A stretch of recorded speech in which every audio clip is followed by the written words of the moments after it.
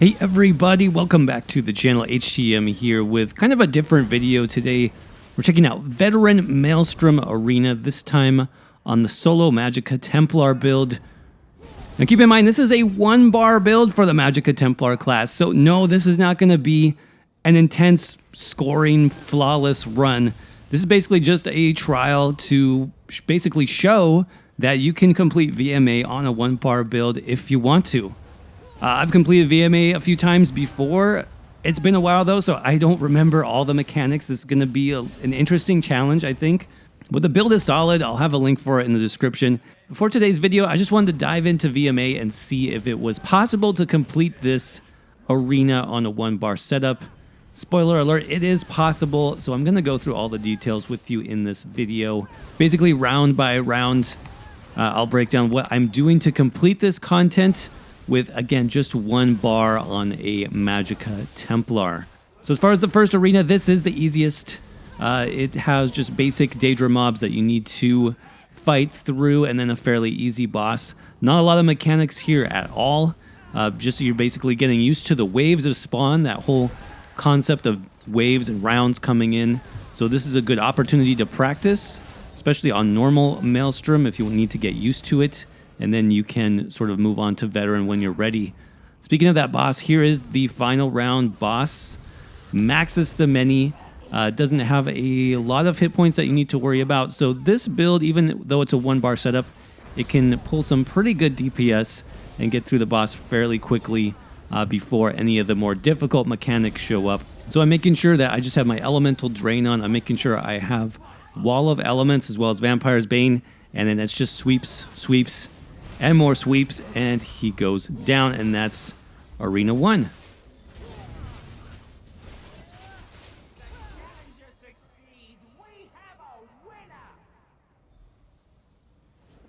On to Seht's Balcony, which is Arena 2. This is actually one of the more challenging arenas for this build.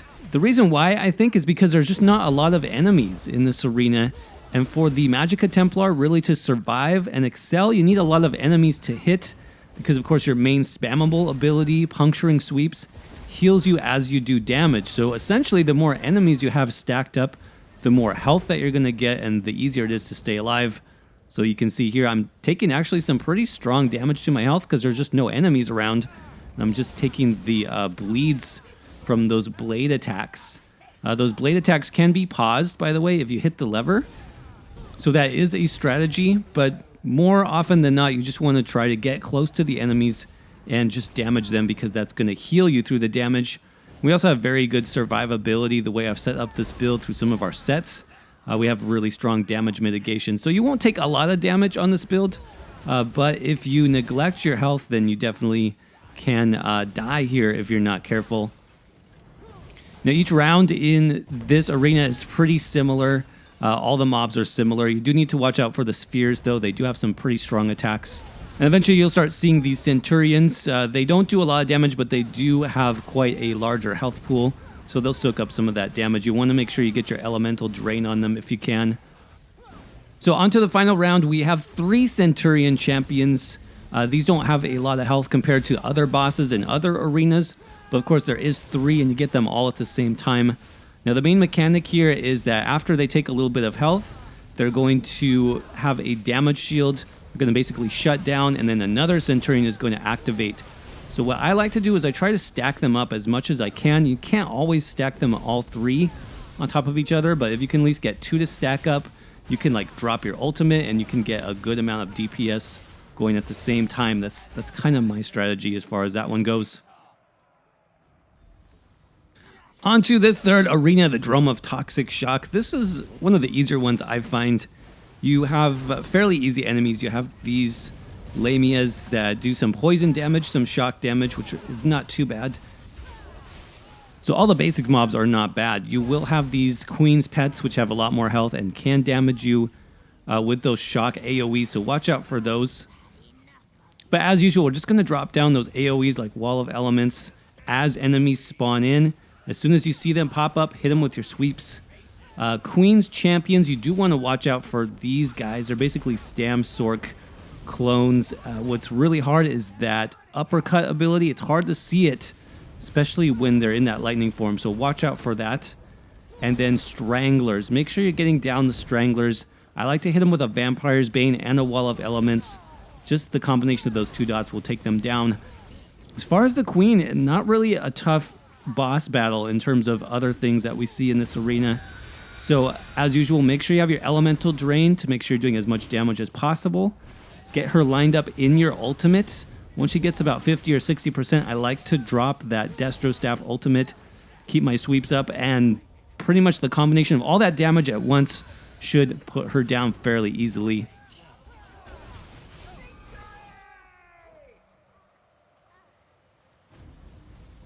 Arena number 4 is called Seht's Flywheel, and it has a similar look to the second arena. So a lot of casters here, a lot of healers, as well as some melee enemies. But watch out for these clockwork sentries. They come out at specific intervals, and you want to make sure that you're getting them down, because if you don't get them down immediately, which you see here, they will have a shield on them, which will eventually go away, but you'll need to come back to them. And if you get too many of those sentries, you're going to start taking a lot of damage from them. In the final round, we face the Control Guardian, and this guy is not too bad. I like to drop my ultimate as soon as he stops his path, as well as combine, the jabs with the Wall of Elements and the Vampire's Bane. You can even grab a damage sigil if you're having trouble with this. Just drop all of your damage at once. If that's not enough, like I didn't have quite enough DPS to kill him off in that first stop, I will just follow him again with my sweeps. Because I am very, very tanky on this build, I'm able just to basically tank through it and do damage at the same time and get him down.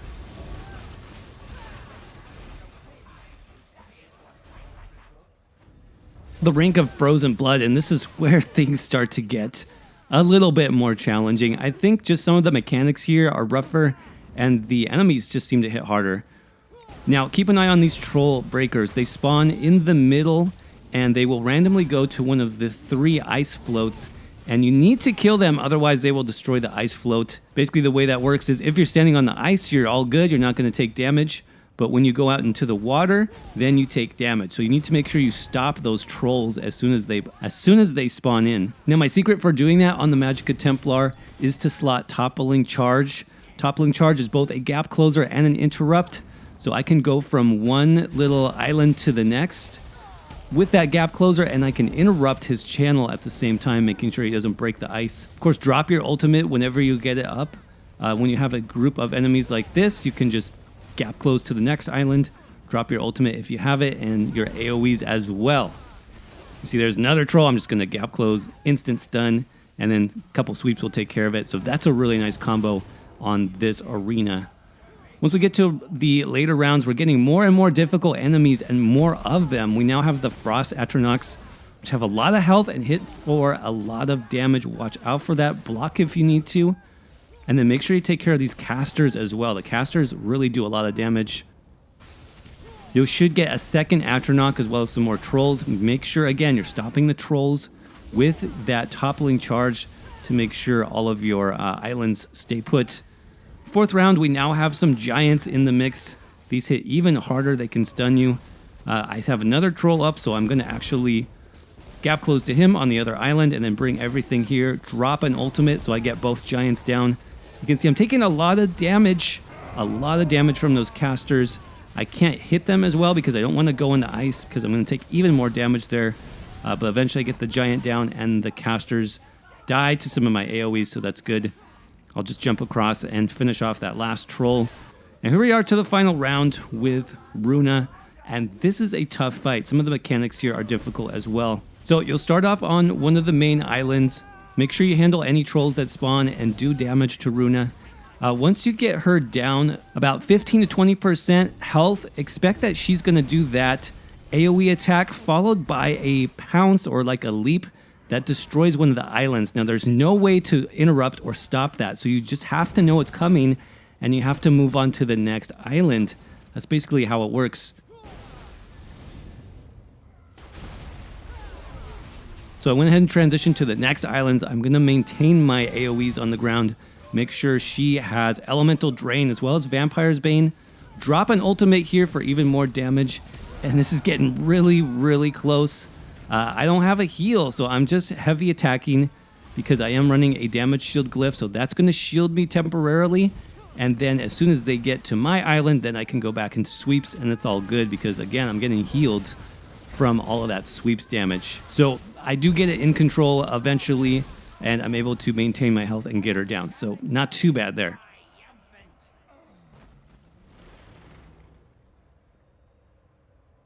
On to arena number 6, which is the Spiral Shadows. And I noticed that my damage shield is actually staying on me. It's not procced, it's just a visual bug, which is interesting. This is the new damage shield monster set. It's called Mother Sionets. So I'm not sure why that happened, and it's not that helpful because I don't know when my damage shield is up and when it's not. But I don't want to reset anything. I don't want to log out and back in, so I'm just going to deal with it. Now, arena number 6, one of the main issues is those spiders. They do tons of damage to you, and you cannot kill them. You have to basically move to an obelisk that's glowing gold. That's how you survive that, and you need to make sure you have obelisks that don't have webs on them. That's how you survive that. How do you remove the webs? Well, basically, you saw it right there. You have to kill the Horver next to the obelisk that's covered. That's going to be what destroys those webs, opening up the obelisk for you. Of course, if you open all 5 obelisks, then you get a nice stun on any enemy that's in the arena. So that is nice as well. You're going to need that, especially for the final boss. You can see there's that stun attack. I actually got it a little bit before I wanted to. I would prefer to save that for this next round where I have the 2 giant lurchers. It's nice to save the obelisk for this if you have it, or at least have an ultimate, which I do have, luckily. So I'm going to drop that on both of the lurchers in this case, and that'll do enough damage to get them down pretty quickly. I'm going to be channeling my sweeps as well. So that's all good. Now, for the final round, the Champion of Atrocity. This is difficult. You need to go through this as quickly as possible. And like I said, you really want to make sure that you're clearing the obelisks and keeping them open, because you do get those web spinners that spawn in. They can spin webs on top of the obelisk, and you can lose it. So I'm bringing another Horver over here to this one. I'm going to kill it right next to the obelisk. I'm going to open that up. I have just one more obelisk that I need to clear. So I'm basically just biding my time. I'm doing damage, making sure my AoE and my dot is on the champion while I'm waiting for that last Horver to come in, because I want to get that stun on the boss so I can do as much damage as possible. Just continue my sweeps, and I see that Horver, so I bring it over here to the last obelisk that stuns everything, including the spiders. Drop your ultimate. You can even grab the damage sigil here. That's going to make my sweeps and everything else do a lot more damage. So I'm able to get her from about 50% health to almost dead, which is what you want. And then I don't care what else is going to spawn in this arena. I'm just going to keep sweeping, keep doing damage as much as I can, as well as keeping my Wall of Elements on. And she'll go down to that for sure.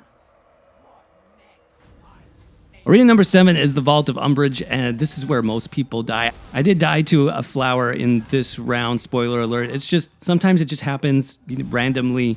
You get a bad flower spawn, and I mean, it's fine. You'll get used to it. So how do you deal with the flowers? Well, you need to go into that green area. If you get poisoned with a flower, that will cleanse the flower poison. Of course, you can also run the Templar cleanse. I chose to use a damage shield instead, and I'll tell you why when we get to the last boss. The earlier rounds are not too bad. You're basically just going to clear out these Argonians. The main thing you want to watch out for, of course, are the flower spawns on the ground, as well as the archers. I find the archers can do a lot of damage.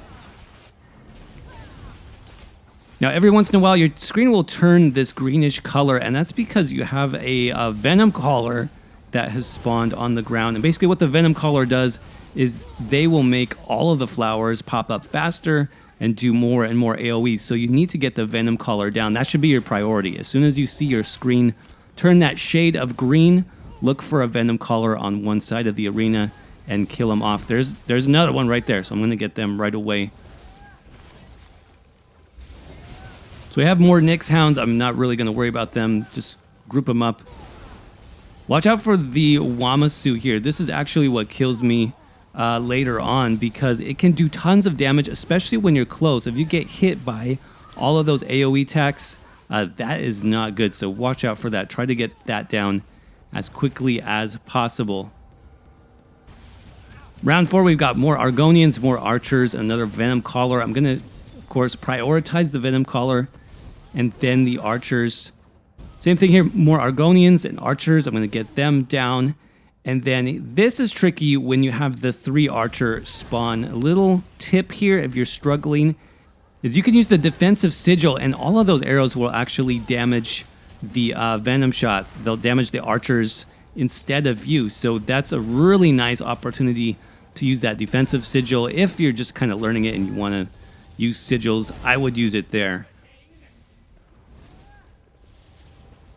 After the 3 archers, you have 2 trolls spawning at once. And on this build, honestly, it's not very difficult. I have a lot of defensive potential. I have offensive. I have fairly decent DPS, so I'm able just to basically fight through those to get to the final round here against the Argonian Behemoth. Now, the mechanic here is that you need to get underneath this Argonian Minder. This is why I'm not running Ritual. I have Ritual morphed, but I don't want to damage the Argonian, because if you kill the Argonian Minder while that big scream effect is going on, you can die to that effect. So you need to be very careful with things like Ritual of Retribution, with Wall of Elements, because yeah, you can damage the boss with that, but you can also kill off that Minder and you're going to die in the meantime. So I have another Venom Caller here. I'm going to deal with that very quickly and then focus again on the boss. The other thing about the Minders is you do get 2 at a time. You can see there I have 2.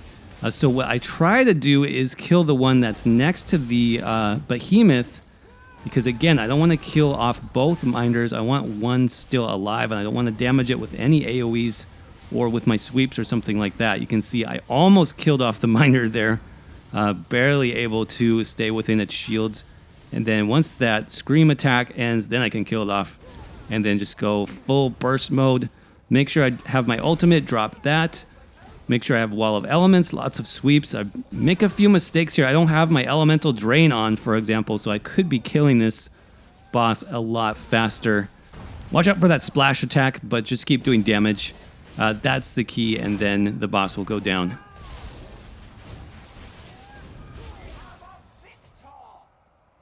On to arena number 8, the Igneous Cistern.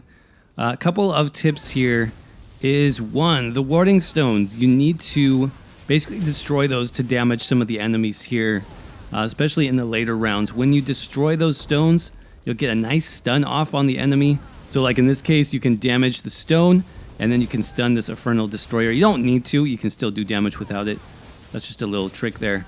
Second round, we have some shocks that do some pretty intense fire damage, but they have low health, so they will go down pretty quickly. Now, the Kingolds here are your highest priority target, in my opinion, because they do a nasty fire spell that can do a lot of serious damage to you. Now, you also have healers here. These are almost as annoying as the fire mages, so you want to get the healers down as well. You can interrupt their heals if you need to. So here you got that healer. I'm going to just use Toppling Charge, do an instant interrupt on him. He'll sweep him down, and then I have just the melee enemy to worry about.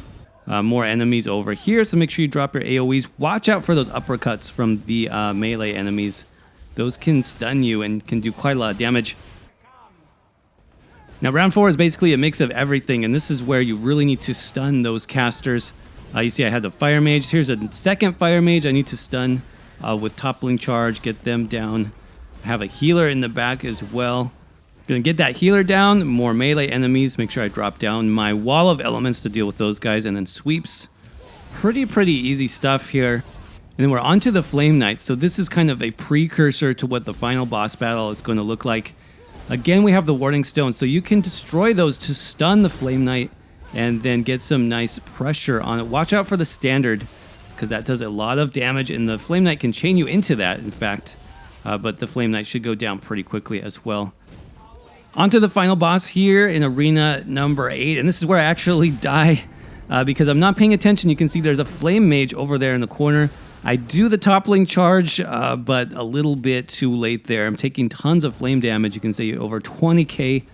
So again, just a little lesson there. You have to prioritize those flame casters. So now I'm looking around, going to make sure that I have at least an AoE on the ground and some dots so that I can take them down. If you can get them down at the same time you destroy the stone, even better.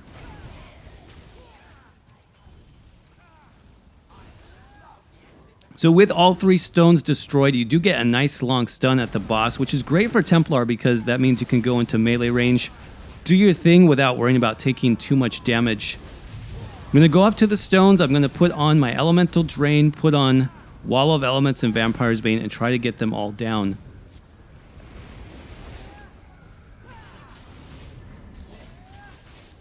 And then I finally have my ultimate, so I'm going to go ahead and drop that. Make sure Drain is on, make sure my dots are on, and then just basically go to town. That should be enough to take care of this and move on to the final arena.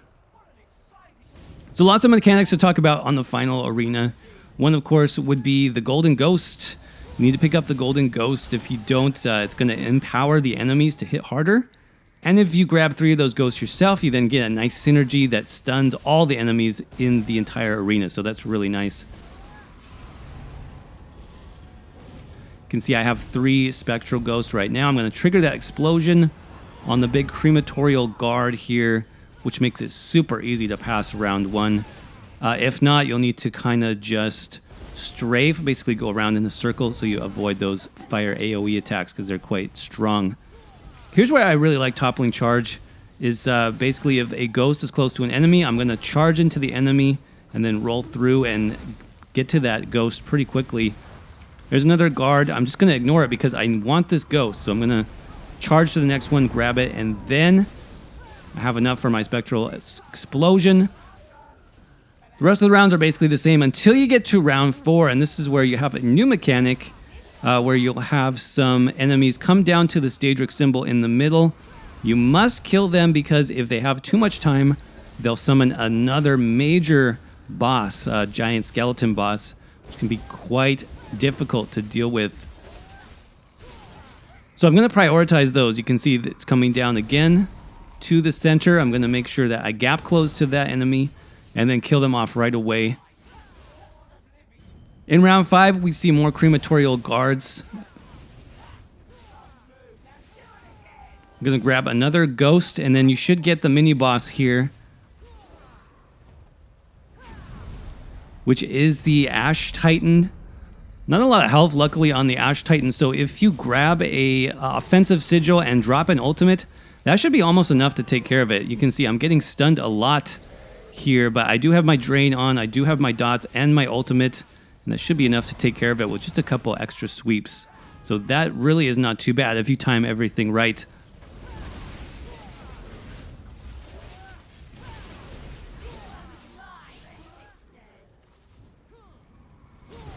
Grab another ghost, and then I'm going to gap close around to finish off this round. Final round time with Variax Zulkin, everybody's favorite Daedra. In terms of the mechanics here, when he teleports, he's going to channel a rapid fire skull attack. That's where you can hit him with your toppling charge to interrupt. I do like to have my ultimate here right at the beginning. That way I can get his health down low, as well as take on the crematorial guard. And this is going to push him to the next stage. For the next stage, he teleports up. You'll get a clan fear, kind of a glowing clan fear. You need to drag it over to this portal, kill him next to the portal to activate that, and then you can teleport upstairs for the next section where you need to take down the crystals. Now he's going to continue throwing skulls, or you can either roll, dodge, or block, but you just need to keep the pressure on these crystals. Now after he throws the first skull, he's going to summon sort of this moving wall, which you need to be behind, otherwise you'll get knocked down. He's going to throw another skull.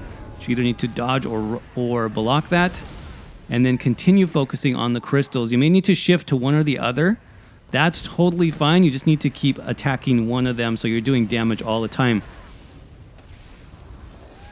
Again, there's another wall. I'm going to make sure I'm behind it while I'm damaging with my sweeps.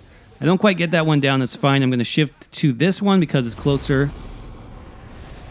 Block that skull. Continue the pressure on this crystal. Gotta get it down, block the next skull. Toppling charge that one, it's done. I'm ready for the final round. So he teleports back down, and he's gonna go immediately into that channel of throwing skulls. So make sure you toppling charge to interrupt that. If you want to cheese it, you can also grab the defensive sigil and send all those back his way. That's a pretty good tactic too. He does a lot of teleporting, so I'm basically just kind of waiting. I want to grab some ghosts here, make sure I have that as an option, and once he's teleported again to a spot I know he's going to be at for a while, that's where I'm going to drop my ultimate, so I know he's not going to teleport away. Now my struggle here is I'm getting a little bit low on resources. I didn't have my elemental drain on, so I'm not getting the full sustain that I would have. But I do manage to get some resources back, and I get the final ghost that I need, so I can go ahead and do the explosion, put on my AoEs, put on my dots, and just sweep them down. And we are good to go. VMA completed on the 1-bar setup. Not a perfect run, obviously. It's been a while since I've done VMA, but I think it does show kind of the power of the 1-bar build. So hopefully you guys enjoyed this video. I just thought it was a good opportunity to try out one of these 1-bar builds in VMA and see how it does. I'm pretty happy with how it performs. Obviously, I could have played it a lot better if I had remembered most of the mechanics. But if you're looking to complete VMA, definitely give this build a try. It's very, very strong. And with some practice, you can definitely do it once you learn the mechanics. So thanks again for watching. I hope you have a great day, and I will see you around in the next video.